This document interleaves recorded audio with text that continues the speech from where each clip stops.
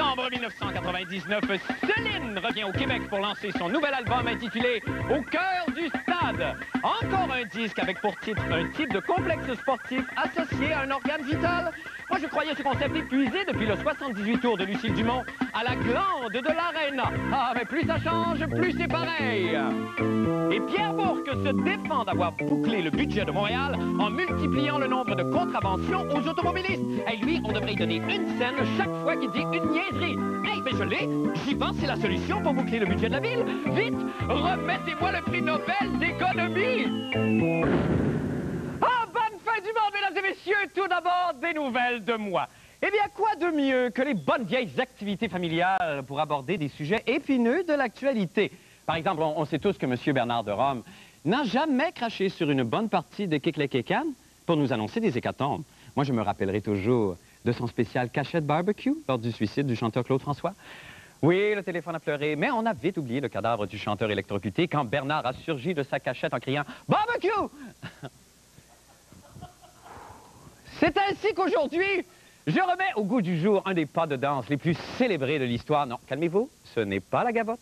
Pour parler d'un des sujets les plus hot de l'heure, oui, vous l'avez demandé, eh bien, c'est le retour ce soir des Limbo News. Musique!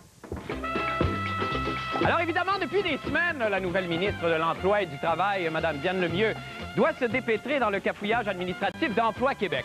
C'est quoi le fond du problème? Et pour essayer de comprendre un peu ce dossier complexe, je reçois l'animateur et commentateur, M. Jean Lapierre. Bienvenue à Limbo News, M. Lapierre. Merci beaucoup d'être là. Bonsoir, bonsoir. Mesdemoiselles, je vous en prie, on va commencer tout de suite, Jean, parce qu'on a très peu de temps. C'est effectivement un dossier excessivement complexe. Moi, ce que j'aimerais savoir comme première question, c'est à partir du moment où ça a été rapatrié, cette affaire-là, est-ce que ça a été mal négocié par Mme Arel ou c'est Mme Lemieux aujourd'hui qui a de la difficulté à gérer?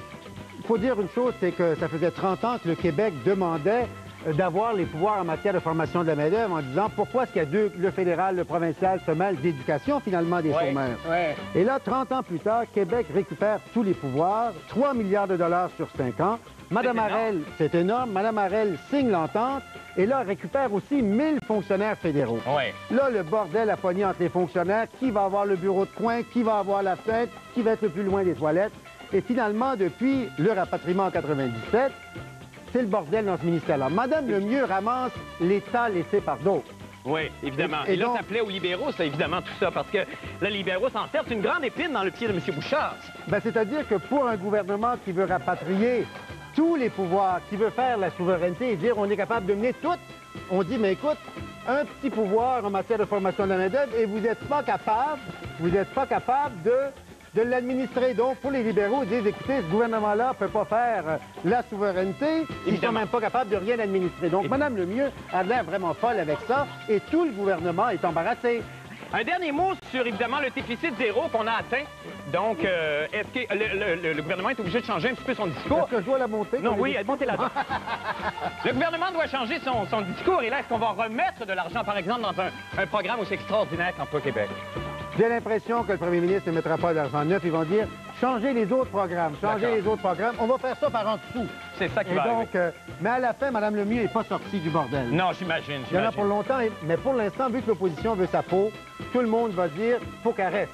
Mais comme M. Rochon, c'était le meilleur ministre de la Santé au Canada. Mais dès qu'il y a une chance, il est parti. Merci infiniment, M. Lapierre. Bienvenue, bravo, très, très gentil. Merci, merci à vous, mesdemoiselles. Merci. Nous allons faire une petite pause et nous revenons. Non, on enchaîne. D'accord, merci. Ah, j'aime ça. C'est soufflant, par exemple, hein? C'est dur sur le dos. Maintenant, pour les nouvelles de la fin du monde. Oh, on va y aller avec un petit potin, si vous êtes d'accord. À qui est-ce que ça a pris 8 heures pour se faire allonger les cheveux hier après-midi pour pas avoir l'air d'une mop aujourd'hui auprès de son gérant, merci Marco, auprès de son gérant mari et ancien baronnet dans une conférence de presse? Je suis essoufflé. Alors, c'est une question difficile. Je vous propose un choix multiple. Je vous donne 2 noms, OK? C'est une question piège. Est-ce que c'est Claude François ou Céline Dion? Bon, là, souvenez-vous de ce que j'ai dit tantôt au sujet de Claude François? Alors, Claude François ou Céline Dion? Claude François, chanteur populaire en 1960, que Dieu ait son âme. C'est un indice, ça. Ou Céline Dion? On a déjà un appel. Alors, c'est qui? Claude François. Non, Jacques. Vous avez une autre chance. Claude François ou Céline Dion? Claude François. Une dernière chance, Jacques Mathieu, peut-être? Claude François ou Céline Dion?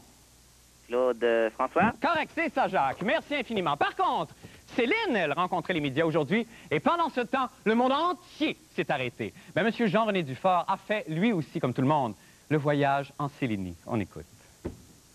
10h15 ce matin, importante conférence de presse annonçant le lancement d'un coffret vidéo, Mémoire d'une télévision, Mémoire d'un siècle, une collection des meilleures émissions de télévision québécoises depuis 1952.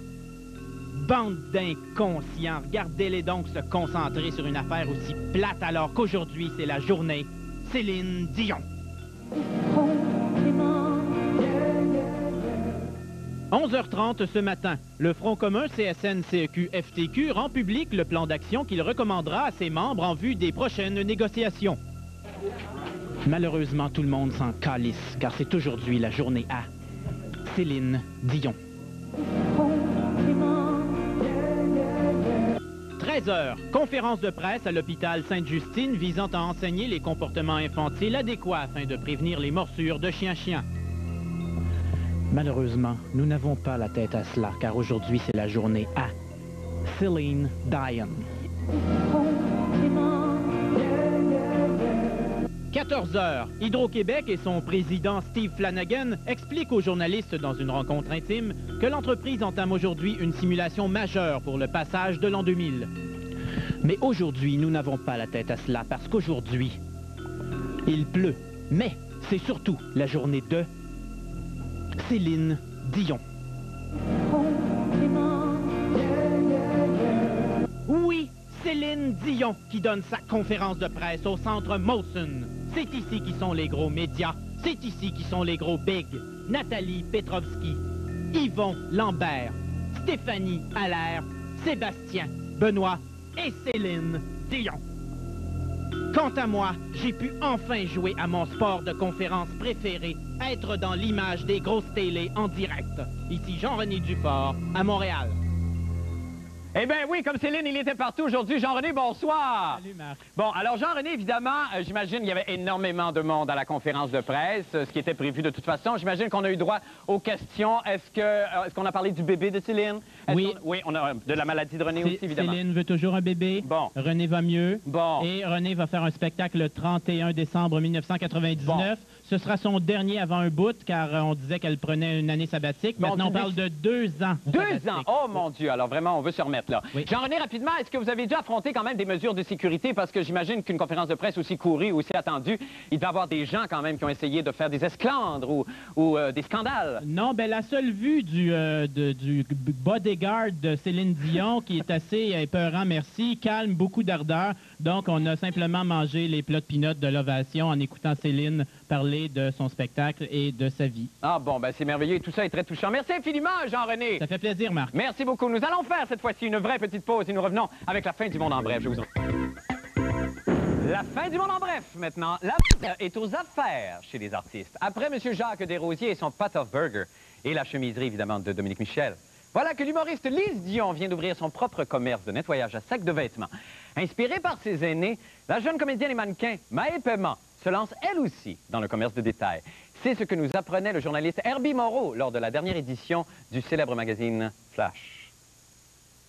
Je suis en compagnie de Maë Paiement qui, elle aussi, a décidé d'ouvrir un commerce. Salut Maë, qu'est-ce que tu ouvres exactement? Salut, on ouvre un salon funéraire. Pourquoi un salon funéraire? Écoute, mon ami puis moi, ça faisait longtemps qu'on avait envie de s'ouvrir un commerce pour que quand on va être vieille, peut-être qu'on s'en serve, tu sais, si d'un coup que ça marche pas nos carrières. Et puis, on s'est dit, tiens, on va ouvrir un salon funéraire. Est-ce qu'on peut le visiter, ce salon? Eh oui, ça, c'est la table où c'est qu'on met les morts. Là, il faut les coucher, ils tiennent pas debout. Ça, c'est tous les plats pour mettre les affaires qu'ils ont en dedans parce que il faut les vider parce que sinon ça pue. Puis ça, c'est quoi? Et ça, c'est l'affaire qu'il faut leur rentrer pour les vider bien comme il faut. C'est le fun, hein, ça a l'air d'une affaire de crème glacée. Mais Maë, il y en a qui pourraient dire que tu profites de ton statut de star. Il y en a qui disent que je profite de mon statut de star, mais c'est pas vrai. Moi, j'aime ça, les morts. Merci beaucoup, Maë.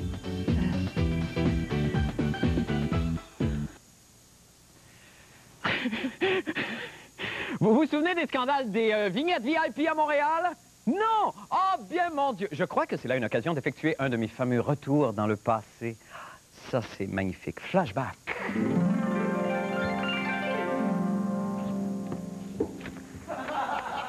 Alors, c'est avec un immense regret, évidemment, qu'on a appris ce matin le décès du chanteur français, M. Claude François, électrocuté dans sa baignoire.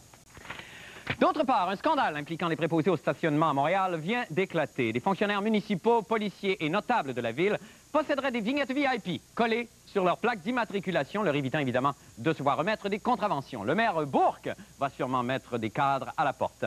C'est tout pour aujourd'hui. Au revoir et à demain.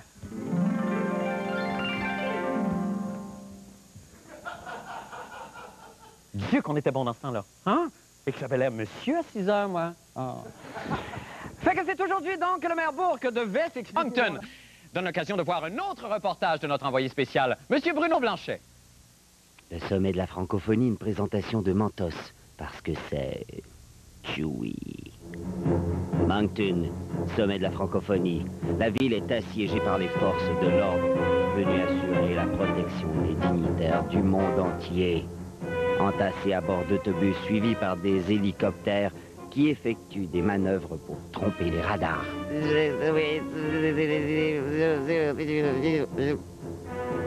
On trouve un policier à tous les 2 pieds. La ville est frappée de tous les interdits. Pas de cigarettes, pas de paix. Et personne n'y échappe. Pas même les présidents des pays qui doivent montrer patte blanche. Et cet hélicoptère qui survole toujours la ville. Des autobus bondés d'agents secrets font leur entrée en ville, avec à leur tête l'agent très spécial, Tite dans Undercover. En constante communication avec ses pairs, Tite dans s'assure que tout fonctionne sans anicroche. Mais quel est le véritable secret de ces agents d'élite? C'est que quand ils parlent comme ça dans leurs mains, en fait, ils font semblant. Ils sont en train d'utiliser Mentos. Mentos, parce que c'est chewy.